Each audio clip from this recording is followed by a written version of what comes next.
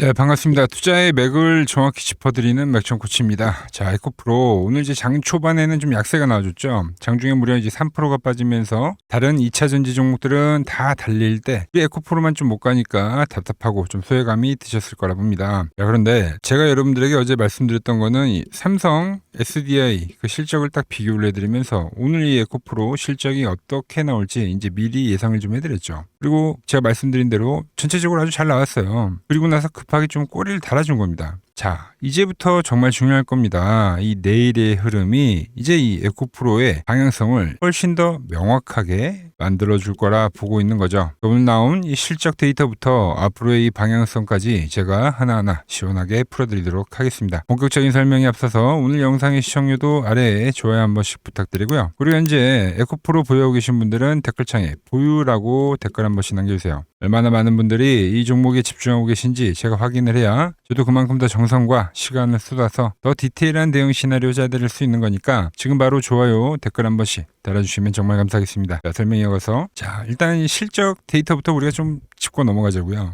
자, 보시면은 일단 작년 1분기에 영업이익이 이제 14억 수준밖에 안 됐습니다. 근데 이번에 얼마가 찍혔죠? 무려 600억이 넘게 나온 거죠. 그러니까 작년 대비를 비교로 하면 42배, 그러니까 4,200%가 넘는 아주 경이로운 성장 수치가 나온 겁니다. 이거 이제 우리 에코프로가 그동안 좀 비정상적인 침체기를 이제 완전히 좀 벗어나면서 다시 이 정상의 궤도에 돌아섰다. 뭐 이렇게 우리가 해석을 할 수 있겠죠. 그리고 단기 순이익 이게 좀 중요한 건데 바로 지난 전분기에는 마이너스 2,300억 원대를 기록하면서 이제 막대한 적자를 기록했죠. 그러니까 다들 걱정 많았는데 근데 이번에는 얼마입니까? 네, 플러스 2,194억 원. 네, 시원하게 흑자로 돌아선 겁니다. 제가 어제 이 삼성 SDI 실적을 딱 분석해 드리면서 이제 에코프로도 좋아질 거라는 말씀드렸는데 그러니까 실제 뚜껑을 열어보니까 제 예상보다도 훨씬 더 좋게 잘 나와준 거예요. 자, 그런데 여러분, 그러니까 실적은 이렇게 어닝 서프라이즈급으로 나와줬는데 오늘 이 주가의 움직임이 다소 아쉽다는 거죠.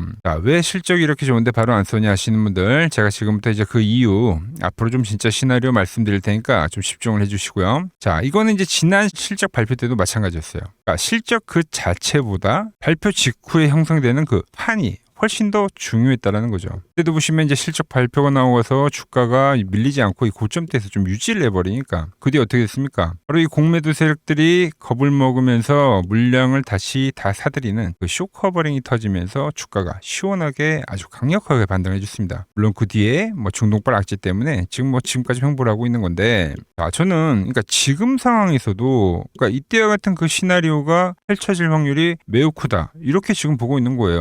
그러니까 지금 이 에코프로의 발목을 잡고 있는 건 뭐 다 다른 게 아니라 바로 수급이에요, 수급. 그러니까 계속해서 이 공매도 거래대금 뭐 1위를 찍으면서 공매도 세력에 집중 타깃이 되고 있는 이 에코프로인데 근데 오늘 좀 의미 있는 변화가 포착이 됐다라는 거죠. 보시면 자, 대차 잔고의 흐름이 조금은 바뀌었다는 거예요. 보시면 에코프로 보이시죠? 마이너스 9만 주. 그러니까 실적이 이렇게 잘 나와버리니까 이제 공매도 세력들도 이건 뭐 더 밀었다가 이제 자기들이 박살이 날 수도 있으니까 약간 이 리스크에 대한 부분을 느꼈다. 저는 이렇게 생각하는 겁니다. 일단 포지션을 좀 정리하기 시작을 한 거고 이게 이제 조만간에 강력한 쇼커버링이 들어올 수 있는 어떤 암시적 역할을 하기도 한다라는 거죠. 그래서 주가가 뭐 지루해 보이긴 하지만 뭐 따지고 보면 이 이동평균선의 뭐 돌파도 나왔고 여전히 지진하고 있는 거죠. 그러니까 정확한 자리에서는 이렇게 꼬리도 달아주면서 이게 다 그냥 지지가 나오는 게 아니라 계획이 있는 지지라고 보고 있는 겁니다. 그래서 저는 이 고점을 넘어가는 이 파동이 한번 나오면 그때 이제 대량의 쇼커버링이 발생하면서 폭발적인 이 상승이 좀 진행이 될 거라고 보고 있는 거죠. 그러니까 지금은 좀 지루하시더라도 이 이동평균선의 안착 여부만 우리가 잘 체크하면서 기다리자는 겁니다. 자, 그리고 지금 뭐 야금야금 오르고는 있습니다만 그러니까 에코프로만 좀 이제 상대적으로 약하다 보니까 문자로 이 질문이 가장 많았어요. 왜 삼성 SDI나 뭐 LNF처럼 얘네들을 계속 가는데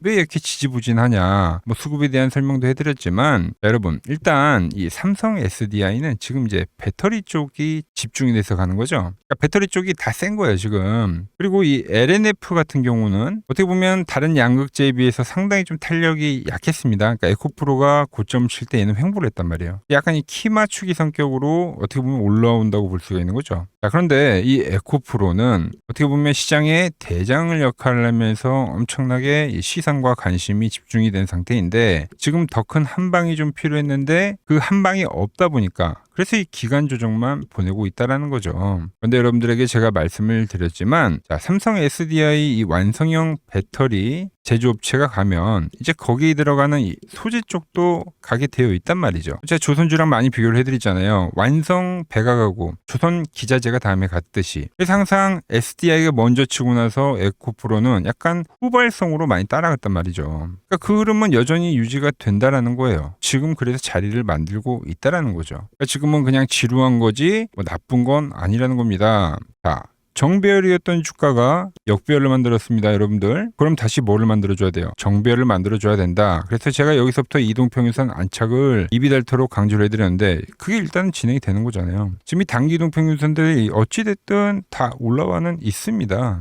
실타래를 하나둘 풀고 있다는 거죠. 이게 이제 확산이 되면서 점점 가속도가 붙는 게 이 상승에 대한 원리인데 그 초입점을 지나곤 있다. 뭐 가면 갈수록 제가 말한 뭐 고점이 넘어갈 때 뭐 쇼크호버링이 터지면서 그때 이제 좀 더 이렇게 확산을 하면서 단번에 좀 고점을 돌파를 하는 그런 파동이 진행이 될 수 있다는 거죠. 제가 보는 이 맥점 차트에서도 뭐 여전히 흐름들이 아주 잘 나오고 있는데 보시면 오전에도 좀 밀렸어요. 그래서 오히려 저는 이 밴드에 터치를 하게 되면 그때 이제 더 살 분들 사라고 문자를 보내드리려고 했습니다. 근데 오지는 않더라고요. 그러니까 여전히 잘 유지를 해주고 있는 거죠. 그러니까 지금 이 에코프로 뭐 다들 뭐 아쉬워하시는데 이거는 그러니까 다른 이 2차 전지와 타이밍, 그러니까 타이밍이 좀 다른 거지 방향성이 틀린 건 아니다라는 거죠. 바라보는 곳은 같다는 거예요. 그래서 이 밴드 여전히 지지력이 강하고 그리고 이 고점 돌파될 때 이제 쇼 커버링이 붙는지 뭐 이런 것들만 좀 체크를 하자는 겁니다. 자, 그래서 제가 이제 내일도 대차 잔고뿐만이 아니라 뭐 공매도 수량, 뭐 분봉 등 뭐 여러 가지들을 다 체크를 할 거예요. 오늘도 보시면은 다시 종가상에 이 올라와 줬기 때문에 그죠? 갭 만들고 딱 갭 메꾸고 오늘 다시 한번 머리를 들어 올린 거란 말이죠. 이 앞에 만들었던 이 상승에 대한 흐름이 진행이 될 수가 있는데 자, 이 신호 놓치지 않고 같이 대응하실 분들은 이 화면 아래 번호 보이시죠? 010-6518-5019로 맥점이라고 두 글자 남겨주시면 제가 번호 다 저장을 해뒀다가 제가 매수를 하거나 매도를 할 때 여러분들에게도 똑같이 신호가 가게끔 설정을 해둘 겁니다. 제가 어떻게 매매를 하길래 그 고수들이 쟁쟁하던 이 키움증권 영웅전에서 9등까지 할 수 있었는지 그냥 여러분들이 제 포지션을 보기만 하셔도 되고 왜 맥총코치는 지금 여기서 계속 매수를 이야기를 하고 있는지 그리고 계속적으로 이 박스에 대한 돌파를 이야기를 하는지 이런 것만 참고를 해도 여러분들 거래에 정말 도움이 될 거다라는 거죠. 원래 키움증권 명예의 전당이 들어가면 이 상위 랭커들의 매매 내역은 보통 이 하루나 뭐 이틀 뒤에 나옵니다. 그런데 저는 그걸 지금 실시간으로 보내드리겠다는 거죠. 자, 도움받으실 분들은 지금 이 아래 번호로 맥점이라고 두 글자 지금 바로 남겨주시면 됩니다. 자, 그리고 지금 더 중요한 이야기를 한 가지 하자면은 이제 오늘 뉴스가 하나 떴습니다. 뭐 트럼프 방중 결정이 이제 5월 14일 확정이 된 거예요. 자, 그래서 미중 회담 이전에는 종전을 예고를 했다. 그러니까 오늘도 지금 시장 변동성 극심하긴 했지만 뭐 5월 14일 시간이 좀 더 길어지긴 했지만 결국 이 종전이라는 시기에 가까워지면서 이 시장도 바닥을 다질 겁니다. 그래서 항상 이 현재 같은 변동성이 이 시간이 지나고 나서 보면은 투매가 나왔던 지점 그런 데가 다 이 저점이 되기는 할 거예요. 자, 그런데 제가 이 뉴스를 왜 보여드리냐면은 종전에 대한 예고도 있지만 자, 트럼프가 방중 시에 이제 이슈가 되면 뭘까요? 대북주죠, 대북주. 제가 왜 그렇게 생각하는지 말씀드려 볼 테니까 끝까지 집중해 주시기 바랍니다. 여러분들에게 이 도움이 될 수 있는 좀 정보를 말씀을 해드려야 될 것 같은데 그래서 이 현재 시장에서 우리가 주목해야 할 제가 이 핵심 종목을 하나 가지고 왔습니다. 자, 여러분 항상 이 시장에서 이러한 이 위기는 분명 존재했습니다. 하지만 그 위기 뒤에는 항상 기회가 뒤따랐다는 거죠. 자, 차트를 보면서 한번 설명을 해드리면 자, 제가 이 코사 제가 보는 이 맥점 차트로 이 파란 밴드에 터치를 할 때마다 그때마다 이 주도 업종에 대해서 여러분들에게 좀 설명을 해드렸죠. 그래서 이 처음에 800포인트를 넘어가기 전에는 제가 여러분들에게 이 바이오주들의 상승을 이야기했습니다. 자, 보시면은 4개월 전에 이 ABL 바이오라는 종목을 이야기하면서 이 시총 10조가 바로 갑니다 라고 말씀을 드렸죠. 자, ABL 바이오 전일 시가총액이 10조네요. 그러면서 이 지수 상승 시기에 맞춰서 이 ABL 바이오가 12만 원인 게 이 25만 원까지 급등을 한 겁니다. 그죠? 이 파란 밴드에 대한 지지를 이야기를 하면서 자, 그리고 코스닥이 이 850포인트, 이 두 번째 파란 저점이 찍혔을 때는 그때는 이제 이 로봇주에 대한 이야기를 했습니다. 로봇주. 자, 보시면 이 3개월 전에 여러분들에게 클로봇이라는 종목을 말씀드렸죠. 그때도 이 850포인트에 대한 거를 제가 계속 강조를 해드렸고, 그때 이 클로봇이 이 노란 밴드, 이 4만 원일 때 여러분들에게 말씀드렸던 거예요. 그러면서 이 지수가 상승을 하면서 클로봇도 이 8만 원대까지 상승해줬죠. 딱 요때입니다, 요때. 자, 그 뒤에는 제가 이 1000포인트에 대한 돌파를 말씀드리면서 그때 이제 이 우리기술과 이 한미반도체, 즉 이 반도체 부품주에 대한 이야기와 이 에너지에 대한 이야기를 했죠.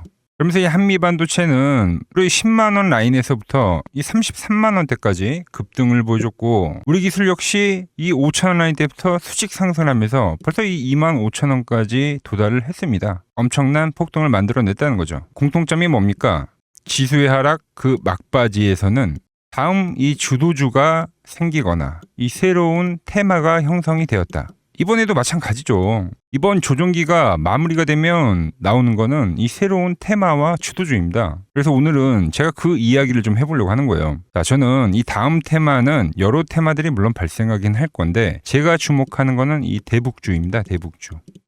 이 대북주는 매번 테마가 형성이 될 때마다 성격이 좀 달랐습니다. 먼저 이 과거에는 이 금강산 관광이 열리면서 이 관광주들로 해서 수급이 엄청나게 발생했고요. 그 다음에는 이 철도에 대한 유라시아죠. 유라시아 철도에 대한 이야기가 나오면서 철도주들이 엄청나게 급등을 했어요. 그리고 이 개성공단이 만들어지니까 이제 거기에 상주에 있는 이 개성공단 관련주들이 아주 난리가 났죠. 매번 발생했던 테마이긴 한데 그때그때마다 성격이 달랐다. 자, 그리고 트럼프와 이 김정은이 18년도에 싱가포르에서 만났죠. 그때는 이 비료주들 그리고 이 모든 섹터들이 전체적으로 상승을 하는 움직임이 나왔습니다. 자, 그런데 이번에 다시 한번 이 대북주에 대한 움직임을 우리가 예의주시해야 된다는 거죠. 자, 이미 시작을 한 종목도 있습니다. 최근에 이 트럼프가 김정은 이야기를 꺼낼 때마다 올라왔던 게 이 코데지 컴바인이죠. 이미 시작을 했고 이 밴드에 대한 지지를 받으면서 이번 툼에서도 밴드에 대한 지지를 받으면서 대장에 대한 역할을 하고 있다. 그런데 제가 이미 올라온 거를 말을 한 사람이 아니죠. 저는 이 이란과에 대한 전쟁이 마무리가 되면서 이 트럼프에 대한 다음 행보는 이 로켓맨을 향해 갈 확률이 지금 매우 크다라고 보고 있습니다. 자, 트럼프 입장에서는 이것보다 정치적으로 이 트럼프에 대한 이미지를 개선할 만한 게 없어요. 여러 가지에 대한 이 시나리오들, 퍼즐들이 맞춰지고 있는데, 그래서 설명을 좀 해드리면 저는 이 대전환의 서막이 지금 현재 열리고 있다고 보고 있습니다. 최근 흐름을 보자고요. 먼저 우리가 볼 수 있는 거는 이 김정은에 대한 전략적 분리를 볼 수 있습니다. 최근에 이 한국은 적이지만 이 미국은 뭐라고요? 이 대화에 대한 상대라고 표현을 했죠. 대한민국을 제1의 적대국으로 규정을 하면서 긴장을 좀 높이는 듯 보였으나 이는 우리가 생각을 할 때 역설적으로 이 미국과에 대한 이 협상력을 높이려는 이 김정은의 전략이죠, 전략. 즉, 이 한국을 배제하고 미국과 직접 판을 짜겠다는 이 통미봉남의 현대적 변형이라고 볼 수가 있습니다. 언제든지 이 미국과는 급격한 이 대화 국면으로 전환이 될 수 있는 이 비즈니스적 밀당이라는 거죠. 자, 그리고 두 번째로 이 트럼프를 보자고요. 트럼프 역시 이 김정은과의 만남을 자기 자신의 이 최대 외교 업적으로 꼽죠. 최근에 이 한국에 방문을 했을 때도 김정은과 재회를 하지 못한 거에 대한 상당히 아쉬움을 나타내기도 했습니다. 트럼프는 원래 이 복잡한 다자 외교보다는 이 탑다운 방식의 좀 파격적인 합의를 선호하는 인물이죠. 그래서 지금 이 한반도만큼 가장 이 역동적인 이 비즈니스가 없다라는 거예요, 트럼프에게는. 그리고 미국의 이 중간 선거가 열리죠. 그런데 이 트럼프에 대한 이미지가 상당히 좋지 않습니다. 이 이란과의 전쟁 때문에. 이 이미지를 쇄신하려고 하면 이 트럼프의 최대 업적이자 트럼프만이 할 수 있는 것을 결국은 실행할 거다라는 거죠. 뭐죠? 이 로켓맨과의 대화. 이것만 한 게 없다는 겁니다. 우리 정부 역시 이 대북 관계의 갈등 해소는 상당히 오랜 기간 동안 이야기를 해온 겁니다. 현재 이 정부가 강력하게 추진하고 있는 게 뭡니까? 이 기업 밸류업이죠. 그리고 이 MSCI 선진국 지수의 편입이라는 이 목표를 달성하기 위해서라도 이 대북과에 대한 이 리스크에 대한 관리는 무척이나 중요합니다. 자, 사실상 이 국내 증시가 이 저평가, 즉 이 코리아 디스카운트의 가장 근본적인 원인이 뭡니까? 바로 이 북한과의 지정학적 리스크죠. 이게 해결이 돼야지만 이 증시 전체가 리밸류에이션이 일어나기 때문에 여야 막론하고 이 대북과의 관계를 해결해야 되는 숙제와 같은 거다라는 거죠. 그리고 과거 이 짐 로저스라는 세계적인 투자 건물이죠. 짐 로저스가 강조를 했던 게 뭡니까? 자기의 이 전 재산을 걸 가치가 있는 이 마지막 기회라는 단어를 쓰면서 이 북한에 대한 이야기를 했죠. 그때 이 짐 로저스가 강조를 했던 거는 우리나라와의 이 통일론이 아닙니다. 이 개방에 대한 파급력에 집중을 한 거죠. 자, 생각을 해보세요. 가장 이 폐쇄적인 국가가 북한인데 이 북한이 열릴 때 발생하는 이 에너지에 대한 그 총량, 그거를 이 짐 로저스가 이야기를 했던 겁니다. 자, 현재 대북주는 이 단순한 이 정치적 테마를 넘어서 지금 이 글로벌 리더들에 대한 이 의지, 그리고 이 물류혁명에 대한 혁명, 특히 이 자본에 대한 논리가 맞물리는 상당히 변곡점에 와 있다. 주식이란 건 그렇습니다. 언제 가장 파급력이 있습니까? 없던 게 발생하면 그 파급력이 상당히 강력하죠. 가장 어두울 때 해 뜨기 직전이라는 말처럼 현재 이 냉기류들 있죠. 이걸 역설적으로 생각을 하면 이 개방에 대한 그 파도가 밀려오기 전에 이 썰물일 수가 있다는 이야기입니다. 그래서 이미 제가 보고 있는 종목에서는 이미 현재 상황에 맞게 이 수급들이 붙고 있더라. 그런데 제 영상을 꾸준히 봐오셨던 분들은 아시겠지만 제가 이 주말에 이 히든 종목으로 말씀을 드렸던 종목들 상당히 많이 있죠. 자, 엑시콘 밴드에 왔을 때 말씀드렸던 게 벌써 이 34,000원까지 상승을 해줬고요. 그리고 이 증권주에 대한 상승을 이야기하면서 삼성증권 역시 7만원대에서부터 이 12만원까지 씩 상승을 해줬죠. 거기에 이 전력에 대한 이야기를 하면서 이 일진전기 역시 최근에 계속적으로 우상향을 해주고 있고, 그리고 이 전쟁에 대한 이야기를 하면서 홍보석유까지도 엄청난 지금 폭등세를 보여줬습니다. 현재 보면 그 모든 그 시나리오들이 맞아떨어지면서 시세를 보여줬다는 거죠. 자, 그런데 최근에 이제 제가 이 페노샹과 이 대한해운, 해운주에 대한 이야기도 좀 해드렸어요. 대한해운은 단기간에 이 50%가 상승을 해줬고 페노션 역시 30%가 넘게 상승을 해줬습니다. 그런데 이제 너무 많은 분들에게 제가 이 오픈을 해버리다 보니까 지금 현재와 같이 이렇게 수급이 꼬이더라는 거죠. 아니, 제가 이 좋은 마음에서 공유를 해드리고 있는 건데 벌써 이 악성 매물들이 생기고 있다는 거예요.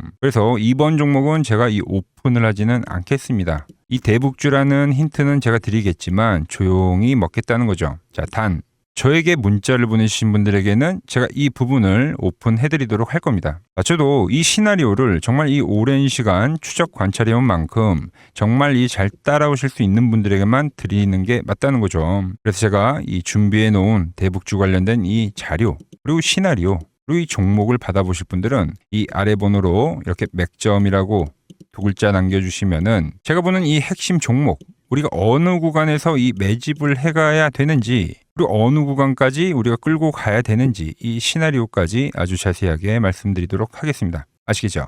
자, 현재 시장 너무 힘들다고 지쳐 계시 마시고 매번 시장은 이 위기 뒤에 기회를 줬듯이 분명 이번 시장 역시도 이 위기회라는 말을 좀 머릿속에 새기면서 제가 준비한 종목 받아보시고 힘내시기 바랍니다. 오늘 제가 준비한 내용은 여기까지고 여기서 마무리하도록 하겠습니다. 아직 구독과 좋아요 누르지 않으셨다면 오늘만큼은 꼭 한 번씩 눌러주시고 저는 더 좋은 정보 들고 내일 인사드리도록 하겠습니다.